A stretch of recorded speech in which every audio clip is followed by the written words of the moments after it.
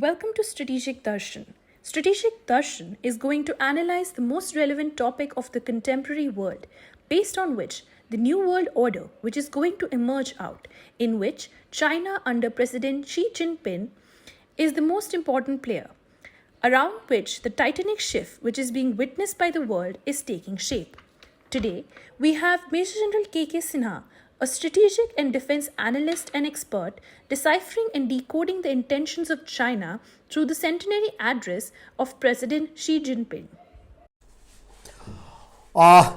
Today we are going to discuss one of the very important geostrategic and geopolitical dimensions for which the world was waiting when the Xi Jinping actually carried out and given his address during the centenary on 1st July 2021. Deciphering and decoding is very important to understand what exactly happening. And this is the time the world is witnessing the titanic shift which is taking place in these dimensions. So it is very important to take those important, and highlight those points which the Xi Jinping has given in his address for 1 hour. Coming down to the most important thing which he has given in his opening address, when he talks about the goal which they have achieved, the two goals that China has laid. The first goal is the centenary goal, was the first centenary goal, which is in 2021.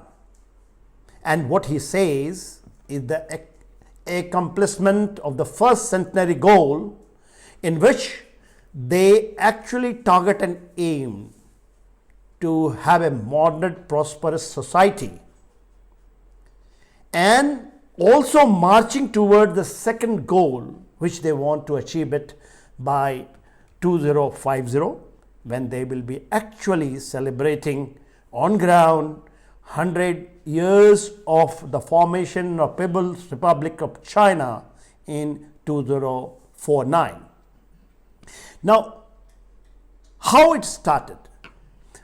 When the Civil War broke out in 1920 and 1921, when the Communist Party was formed, and thereafter their struggle carried on till 1949, when Mao Zedong, the Mao Zedong, declared the formation of the People's Republic of China.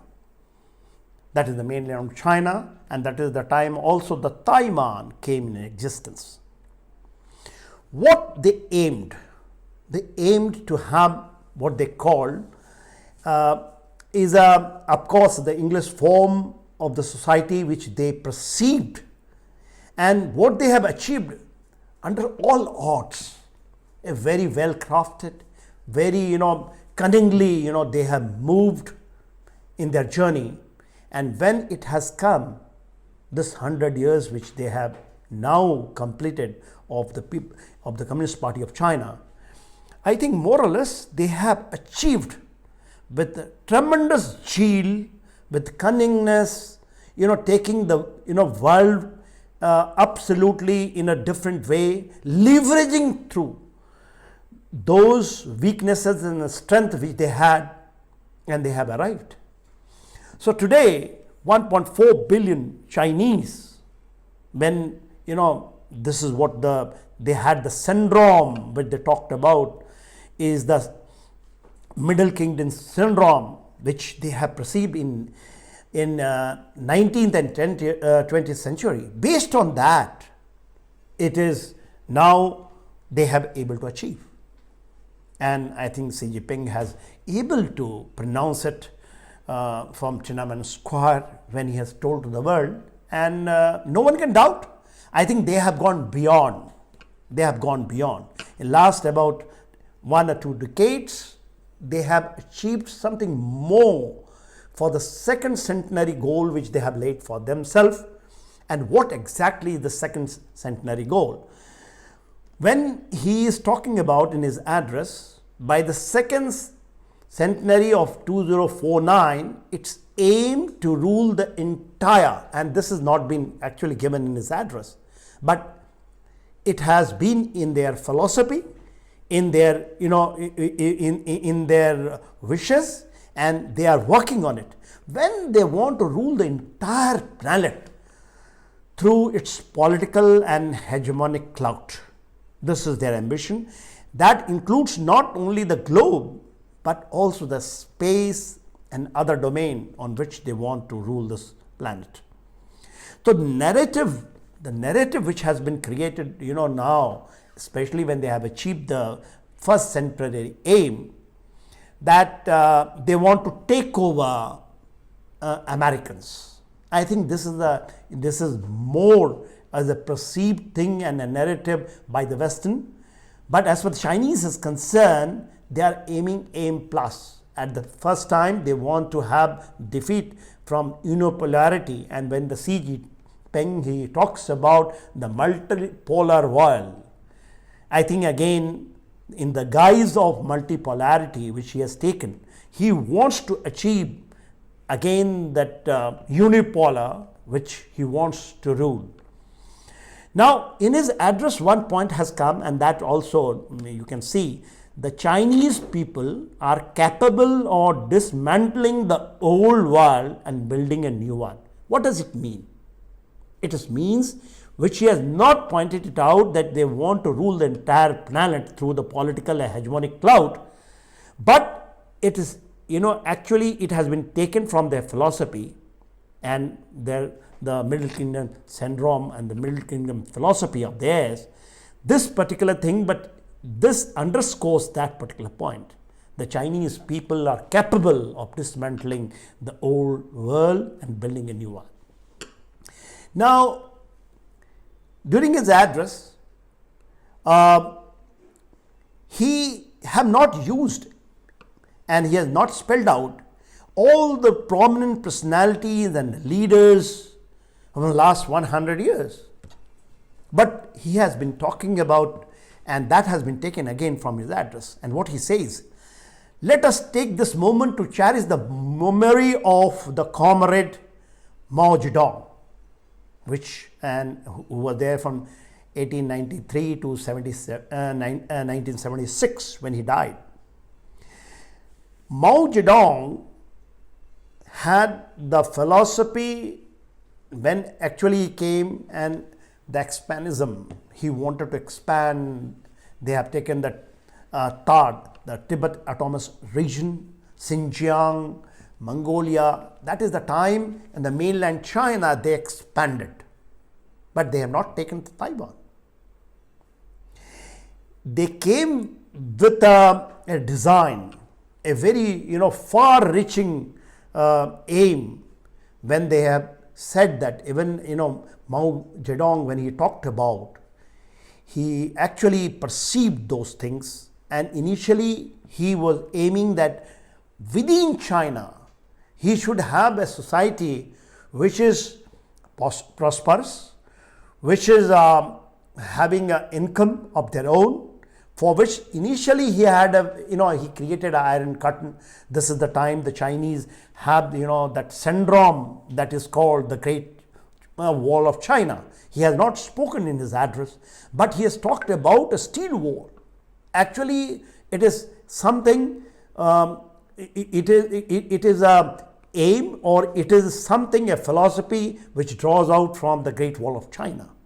When the Great Wall of China is a symbol and it is existing on the ground, which many of us who has seen and many of people who has perceived, they shows the greatness of China. And thereafter, Mao Zedong has also one very important thing in him. When he talked, he actually that has come in the Maoism, a theory which he talked about, which we'll be talking later. He did also spoke about Chao Enlai, who is a premier along with him. He talked about Li Xiangyi. He talked about Si Te. he talked about Deng Xiaoping and Chen Yang. See, the first three before the Deng, basically it is the era of Mao, and you have to understand what exactly is China. So you have to go in detail what was actually happened with Zhou Enlai, what happened to Li, what happened to Zhu. Then only you will be able to perceive the dimensions on which the China is moving ahead. And thereafter, this is called third and fourth generation of Deng and also Chen. There had been contradictions in this personality, especially of the Li and Chen, but they were able to sort it out within that, and they have been able to march. It was a challenge within, so it is very important to understand, if you want to understand those dimensions, how the China perceives to march ahead and achieve able to achieve the first goal and then achieving the second goal. Now, we have to elaborate a little bit because of Deng's philosophy, and it is called Deng Xiaoping's dictum.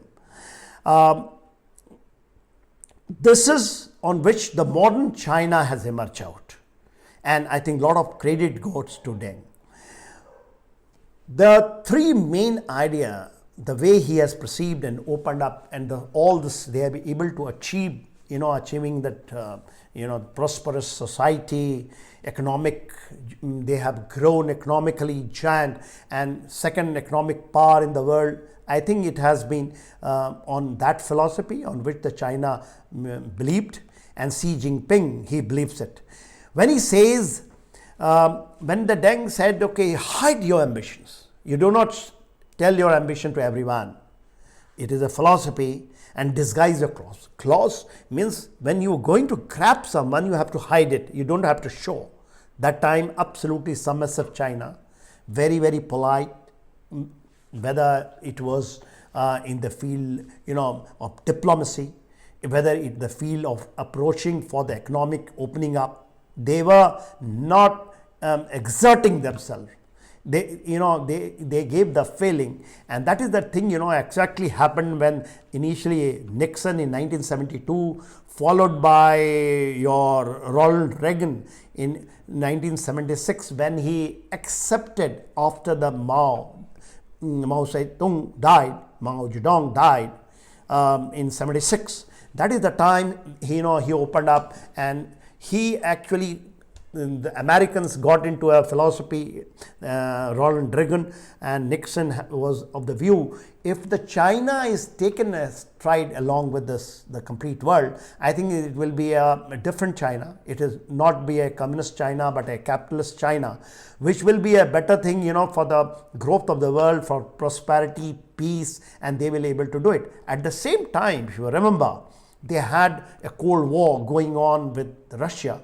And Russia, they were allied of America during the Second World War, but they had a lot of tussle and lot of they thought that the Russians are the people who are going to be an opponent, and they thought if the China comes aboard, especially through the capitalism or through the economic, and they will able to handle the Russians.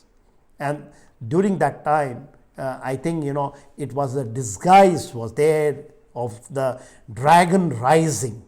The dragon was rising. That is the time.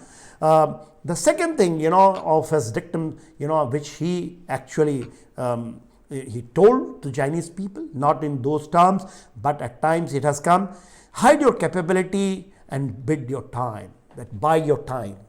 Buying your time is important. From 76. And now when we say 2012, when the China has started, showing, it was also Deng who actually said it doesn't matter if the cat is black or white, so long it catches the mice. And when he was talking about that, he was talking about from where they want to do the business and how to go about it, whether it was Africa, whether Europe, whether anywhere in the world. They were engaging it and engaging, they thinking that they will they will rise and get a economic gain, and they were able to do it very, very beautifully. Here, I want to bring it out, two names which I think, why he has not, and that is very important to understand the dimension when we say geopolitical and geostrategic dimension. He has not, Hu Jintao, he has not spoken about him. Jiang Zemin, he has not spoken about it. So, he has not mentioned in his address. So, we have to take care of it, we have to take a note of it. What does it feel? Because it is very important to understand Xi mind, because the China is moving on his philosophy. It is not the Maoism, but something which the name will emerge out. It is the hegemony. It is being old. Is it the exerting the Chinese? It is a China or dragon is spilling fire, started spilling fire. Are we going to see more? That is going to come up. Then, he came down to, in his address, there is mentioning about Communist Party of China. Communist Party of China, and we have to understand, because the Communist Party of China, the way it is becoming, he has become strong, and the way they perceive to do things under Xi.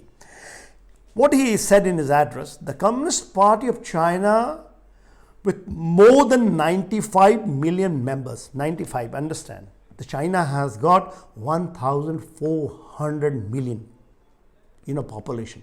Out of that, only 90, very minuscule, 95 million members of the Chinese Communist Party, but they are ruling and, deciding everything in China. So, there is a contradiction within the China. It is very, very important to understand.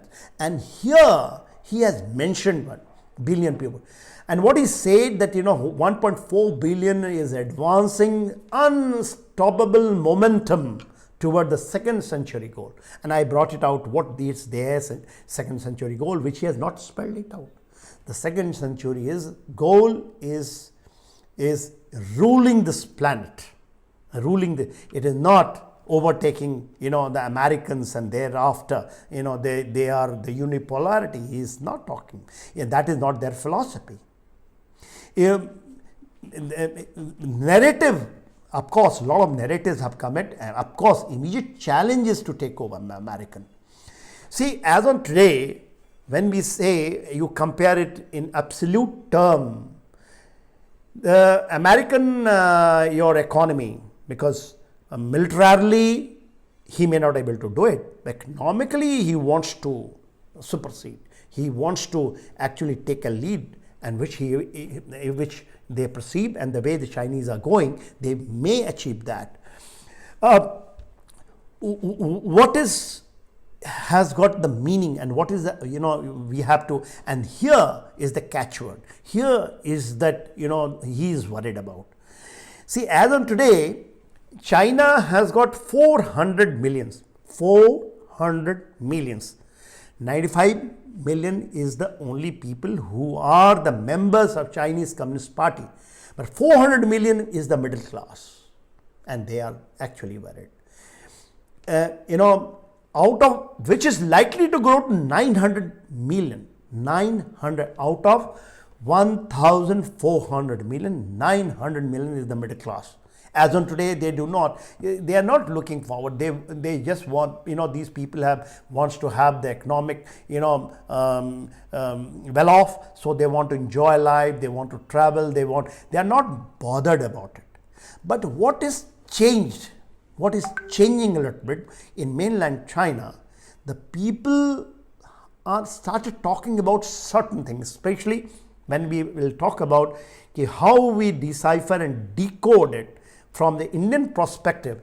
This I am doing it, the decoding and deciphering it from the world view, from where, but when you start looking from the Indian perspective, you will find he has been giving a something which is hidden as on today. But here the crux lies. We have to understand an Indian perspective. From Indian perspective, when you understand, which actually doesn't come out, because the Western media will never bring it out in that way, because that is the way the China is going to move ahead. Now, he in his address did talk about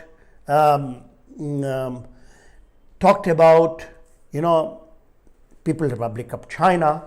He did talk about the armed force PLA and how he want to shape it, because you see, in comprehensive national power of China, the more important is that how the Communist Party of China and how the PLA, which includes the Air Force, the PLA Air Force and the PLA Navy, how he feels it that they will combine, with that, their hegemonic, the cloud they are talking about, how they will going to leverage it out. This, I have taken approximately about 10 to 15 minutes. So we have got, see the series of understanding of his address from those perspective. So I will have the series of and dissecting, deciphering, decoding every important aspect. I called it out. We have taken it out, those things which is very important, and go in detail to understand. So in the sequel of understanding China from sea perspective and the people of, how, because it has come out, and I think the world will not have the benefit to understand China from other than from these, but provided we understand and decode it properly. Thank you.